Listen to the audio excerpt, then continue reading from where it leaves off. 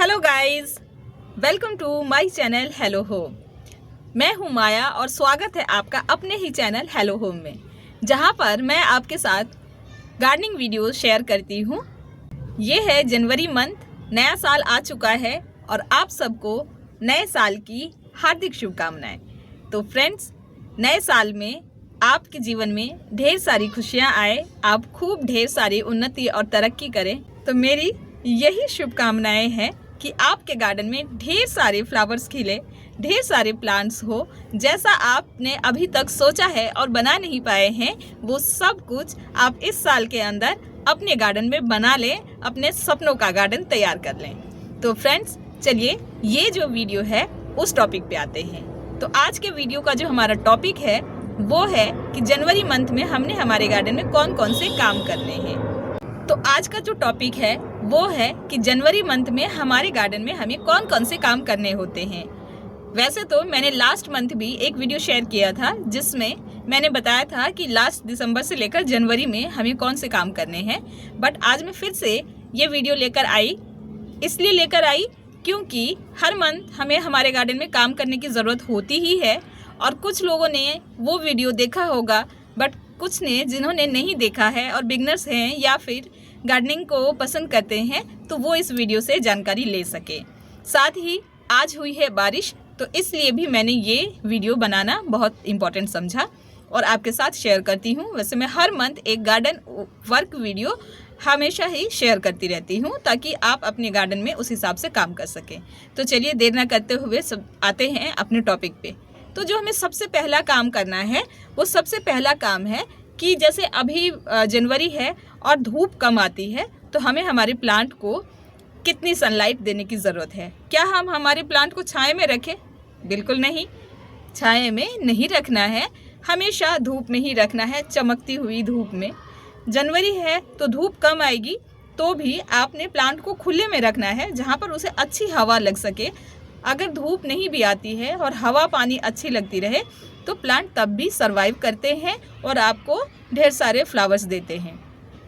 तो प्लांट को ऐसी जगह शिफ्ट करके रखना है जहाँ पे 5 से 6 घंटे की लगातार धूप उसे मिलती रहे।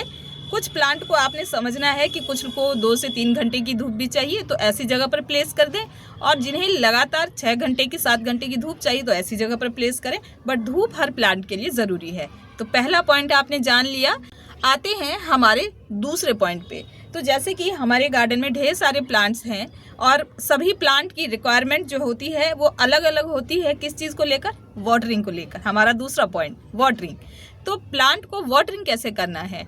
तो फ्रेंड्स, सबसे पहले तो अगर सर्दियां हैं जैसे कि जनवरी है, तो सबसे पहले तो आप जनवरी के नाम से ही आप समझ जाइए कि जिस तरह से हम कभी कभार कम पानी पीते हैं ना, ऐसे ही हमारे प्लांट को भी पानी की अभी कम नीड होती है। तो आपने वाटरिंग करते समय चेक करना है कि आपके प्लांट में मिट्टी सूखी है या नहीं। तो उसके लिए आपने क्या करना है, तो आपने देखना है कि क्या आपके प्लांट में जो मिट्टी है वो गीली है या सूखी है। वो आप कैसे पता करेंगे? तो जैसे आप देख रहे हैं फ्रेंड्स, ये तो आपको ऑलरेडी गीला ही दिख रहा है, ये भी आपको गीला दिख रहा है, बल्कि ज़्यादा ही गीला दिख रहा है। तो हमें वाटरिंग करनी कौन से में है? जैसे आप ये देख रहे हैं, तो ये देखिए ऊपर की सतह जो है ये सूख रही है। तो अब इस वाले प्लांट में हम वाटर डाल सकते हैं, बट अभी भी हम इसमें नहीं डालेंगे क्योंकि जब हम नीचे इसको खोद रहे हैं, 1 से 1.5 इंच नीचे जा रहे हैं, तो मिट्टी गीली नहीं है बट नमी है। तो ऐसे प्लांट में नहीं देना है, अभी भी नहीं देना है। एक दिन इसका वेट करना है। इसको सूखने में ज़्यादा से ज़्यादा 1 से 2 दिन लग जाएगा, इसको सूखने में 3 से 4 दिन लगेगा, और इसको सूखने में हो सकता है हफ्ता दिन लग जाए, 10 दिन भी लग जाए अगर धूप अच्छी नहीं आएगी, जैसा अभी जनवरी का समय चल रहा है। तो इसलिए आपने सबसे पहले चेक करना है, अगर आपके प्लांट की मिट्टी सूख रही है, अच्छे से सूख गई है, तो आपने वाटरिंग करना है। तीसरा पॉइंट आ जाता है। तो जैसे कि आज सुबह बारिश हुई थी, तो जब आज तो हल्की बारिश हुई है, बारिश अगर लगातार हो रही है, जैसा कि इस मौसम में होता है, ठंड की जो बारिश होती है वो प्लांट के लिए बहुत ज़्यादा टफ रहता है। तो आपने देखना ये है कि पॉट जो है, वो पॉट का जो ड्रेनेज होल है वो ब्लॉक तो नहीं है। तो ये आपने हमेशा चेक करना है। अगर बारिश हो गई है, आधा घंटा हो चुका है और फिर भी आपके पॉट से पानी जो है वो ड्रेन आउट नहीं हो रहा है तो यानी कि गड़बड़ है, आपके पॉट का जो ड्रेनेज होल है वो ब्लॉक है, तो उसे आपने क्लियर रखना है। 3 पॉइंट पे बात हो गई है, सनलाइट, हमारे प्लांट की वाटरिंग और बारिश में कैसे हमें प्लांट को बचाना है। आ जाते हैं चौथे पॉइंट पे। तो चौथा पॉइंट है कि हमें प्लांट की गुड़ाई कैसे करनी है। जब प्लांट की मिट्टी जो है वो सख्त हो जाती है, उस वाले पॉट में उस मिट्टी की हमें गुड़ाई करनी है। गुड़ाई हमें कितने दिन पे करनी है, तो ये गुड़ाई जो है हमें 15 से 20 दिन पे अपने प्लांट में करते रहना है, जिससे प्लांट में एरिएशन बनेगा।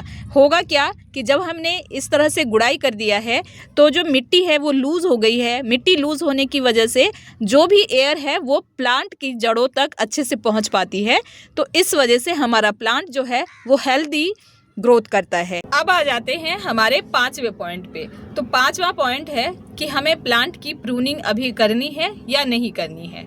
तो फ्रेंड्स, अभी आप थोड़े दिन और रुकें, 26 जनवरी के बाद जो है मौसम थोड़ा खुलने लगेगा, तब आप अपने प्लांट की प्रूनिंग कर सकते हैं। लेकिन अगर आपके गार्डन में कुछ लंबे प्लांट्स ज़्यादा हैं और छोटे प्लांट पे ज़्यादा छाया आ रही है उन प्लांट की वजह से, बड़े प्लांट की वजह से, और जो कि परमानेंट प्लांट है, तो आप उनकी कटिंग प्रूनिंग अभी कर सकते हो। जैसे कि मेरे गार्डन में इस साइड पे आप देखेंगे, मैं आपको दिखाऊं तो ये देखिए, ये जो है ये वाला एरिया, तो यहाँ पर चंपा के बड़े बड़े प्लांट थे। तो वो चंपा के प्लांट आप देख रहे हो, यहाँ भी और यहाँ भी। तो ये जो चंपा के प्लांट थे उसके लीफ काफ़ी बड़े बड़े थे, तो मैंने उनकी कटिंग करी है। इसलिए कटिंग करी है कि अभी अगर बारिश होगी भी तो ये प्लांट ख़राब नहीं होंगे, और इनकी कटिंग प्रूनिंग करने से जो नीचे इस तरह से स्टेप बाय स्टेप आप देख रहे हो छोटे छोटे प्लांट्स हैं, इनको धूप अच्छी मिलती रहेगी, क्योंकि इनके बड़े लीफ होते हैं और उस लीफ की वजह से इस पे छाया ज़्यादा हो रही थी, इस वजह से मैंने इनकी कटिंग प्रूनिंग करी है। तो अगर इस तरह से आपके गार्डन में है तो आप कटिंग प्रूनिंग कर सकते हैं, वरना अभी थोड़ा सा धीरज रखें और कुछ महीने दिन में आप ये काम स्टार्ट करेंगे तो आपको 2 महीना इस काम के लिए ज़रूर मिलेगा, फरवरी और मार्च। अब बात कर लेते हैं छठे पॉइंट पे। तो छठा पॉइंट क्या है कि हमें प्लांट को इस वक्त फर्टिलाइज करना है या नहीं करना है। तो ये मौसम तो बेस्ट है फ्रेंड्स, अभी आप प्लांट में फर्टिलाइज़र डालते रहें, लेकिन फर्टिलाइज़र डालते समय आपने ध्यान रखना है कि किन प्लांट को आपने अभी इस वक्त फर्टिलाइज करना है। तो जो आपके सीजनल प्लांट्स है ना, आप अभी उन्हीं में फर्टिलाइज़र डालें और उनकी ग्रोथ पे ध्यान दें, उनसे आप ढेर सारे फ्लावर्स लें। लेकिन जो आपके परमानेंट प्लांट्स हैं उनको अभी आप फर्टिलाइज़र ना दें। थोड़े समय बाद 20-25 दिन बाद आप अपने प्लांट को प्रून भी कर सकते हैं और फर्टिलाइज़र भी दे सकते हैं। अगर आपके पास छोटे प्लांट्स हैं तो आप उनमें डीएपी के कुछ दाने डालें, जिससे प्लांट की जड़ों का विकास अच्छे से होगा और प्लांट जो है वो बहुत ढेर सारी फ्लावरिंग देगा। जैसे मैं आप दिखाती हूँ, जैसे आप यहाँ पर देख रहे हैं मेरे पिटूनिया के प्लांट है, यहाँ पर ये सारे पिटूनिया के प्लांट्स हैं, और ये आप देख रहे हैं ये छोटे छोटे प्लांट ये गुलदाउदी के हैं। तो जैसे आप देख रहे हैं अभी इसमें फ्लावरिंग हुई नहीं है, तो आप इनमें डीएपी के कुछ दाने डाल सकते हैं। लेकिन जैसे कि ये वाले प्लांट आप देख रहे हो जिसमें बहुत ढेर सारी फ्लावरिंग हो चुकी है, तो इसमें अब फर्टिलाइज़र देने का कोई फ़ायदा नहीं है, ये अपनी ब्लूमिंग कर चुके हैं, बस आपने इसे सेव रखना है, वाटर अच्छे से देना है। तो अब बात कर लेते हैं 7वें पॉइंट की। तो 7वां पॉइंट है कि क्या हम अभी भी नए प्लांट्स अपने गार्डन में ऐड कर सकते हैं। जी हाँ, बिल्कुल कर सकते हैं। अभी आप नर्सरी जाएंगे तो आपको बने बने प्लांट बहुत ढेर सारे मिलेंगे, और उसे आप अपने गार्डन में रखकर जो जनवरी लास्ट से लेकर फरवरी मार्च ये 2 महीने आप अपने गार्डन में खूब ढेर सारे फ्लावर्स को एंजॉय कर सकते हैं। सिर्फ अभी अब आप ज़्यादा बीजों से प्लांट लगाने की कोशिश ना करें, ज़्यादा से ज़्यादा आप नर्सरी से प्लांट लाने की कोशिश करें। छोटे छोटे भी प्लांट आप नर्सरी से लाएंगे तो वो आगे जो जनवरी के बाद बहुत ढेर सारी फ्लावरिंग करेंगे, लेकिन अब बीज ग्रो करेंगे तो उसमें बहुत ज़्यादा समय लग जाएगा। तो इसलिए अभी भी आप प्लांट्स को लाकर अपने गार्डन में ऐड कर सकते हैं। 8वें पॉइंट की बात करते हैं। 8वां पॉइंट वो भी बहुत ज़रूरी है और वो है डेड हेडिंग। डेड हेडिंग क्या है? चलिए वो मैं करके दिखाती हूँ आपको। आइए जानते हैं कि डेड हेडिंग कैसे करना है और किसे कहते हैं डेड हेडिंग। डेड हेडिंग जो होती है वो हमारे फ्लावर प्लांट्स में जो फ्लावर सूख चुके होते हैं, मतलब खिलकर अब खराब होने की स्थिति में आ चुके होते हैं, उन्हें कट करके हटाना होता है। जैसे आप यहाँ पर देख रहे हो तो ये फ्लावर खिलने के बाद अब सूख गए हैं, तो इन्हें हटाना बहुत ज़रूरी है। अगर हम इसे नहीं हटाएंगे तो यहाँ पर क्या होगा, इसके नीचे बीज बनना लग जाएगा। और ये जैसे आप यहाँ देख रहे हैं तो ये बीज बनाने में जो ये प्लांट है वो अपनी एनर्जी इसे बीज बनाने में लगाने में लग जाएगा और फ्लावर प्लांट ग्रोथ भी नहीं हो पाएगा और ज़्यादा फ्लावरिंग भी नहीं हो पाएगी। तो इसलिए खिले हुए फ्लावर्स को इस तरह से आपने कट करके हटाते रहना है टाइम टू टाइम। जैसे गुलदाउदी का प्लांट है तो इसमें से इस तरह से आपने ये सूखे फ्लावर्स को हटा लेना है, ताकि इसके हटाने से जो नए फ्लावर्स है ना उसको ज़्यादा एनर्जी मिल पाए और ये लंबे समय तक इस तरह से फ्लावर प्लांट पे लगे रहें और नए जो बड्स हैं वो ज़्यादा फ्लावरिंग कर पाए। अब बात करते हैं 9वें पॉइंट के ऊपर। तो वैसे तो ये 9वां पॉइंट जो है वो बहुत ज़रूरी नहीं है, लेकिन अगर आप 9वें पॉइंट पे काम करेंगे तो आपके गार्डन में सर्दियों के मौसम में भी जो फ्लावर प्लांट्स हैं वो ज़्यादा हेल्दी रहेंगे और सर्दियों के बाद भी आपके गार्डन में वो प्लांट बने रहेंगे। कैसे?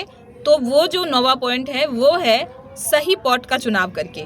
सही पॉट इन द सेंस कि हम प्लास्टिक के पॉट ना रखें। प्लास्टिक के पॉट में क्या होता है कि जब ज़्यादा पानी पड़ जाए तो भी प्लांट खराब हो जाते हैं, ज़्यादा गर्मी हो तो भी प्लांट खराब हो जाते हैं। तो अगर आप मिट्टी के पॉट का चुनाव करते हैं तो आपके प्लांट जो है वो लॉन्ग टाइम तक हेल्दी रहते हैं, क्योंकि उसमें ज़्यादा पानी हो जाए तो पॉट जो है उसे अब्जॉर्ब कर लेता है। इस वजह से प्लांट की जड़ें स्वस्थ रहती है और अगर कम पानी पड़े तो भी उसकी जो पॉट है वो नम होने की वजह से धीरे धीरे प्लांट को उससे नमी मिलती रहती है, तो भी गर्मियों में भी प्लांट जल्दी ख़राब नहीं होते हैं। साथ ही जो आप अभी सीजनल प्लांट्स लगाते हैं तो उनके लिए आप छोटे छोटे पॉट का इस्तेमाल करें, एकदम बड़े पॉट का ना करें।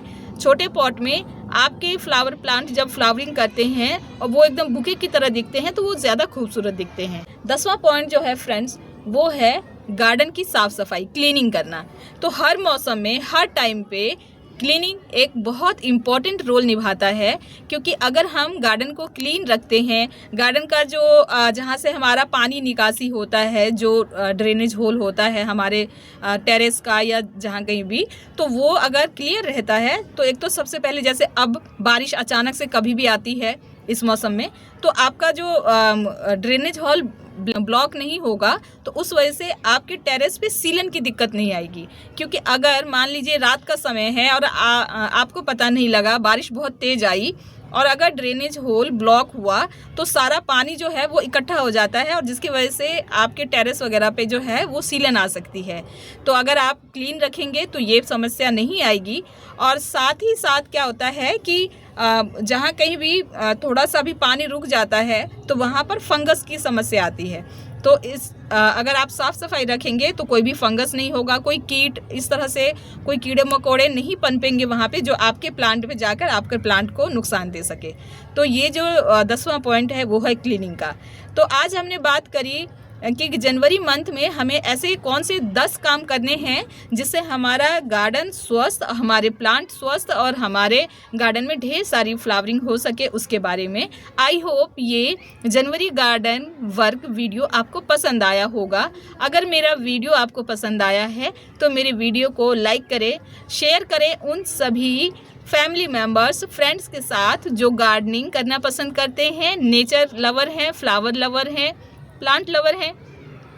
साथ ही साथ अगर आप पहली बार मेरे चैनल पर आए हैं, मेरे वीडियोस को देख रहे हैं और अगर मेरा वीडियो आपको पसंद आया है तो मेरे चैनल को सब्सक्राइब कर लें विद बेल नोटिफिकेशन, ताकि आगे जो भी वीडियोस मैं डालूं वो तुरंत आप तक डिलीवर हो जाए और आप उसका फ़ायदा उठा पाएँ। साथ ही कमेंट भी करें।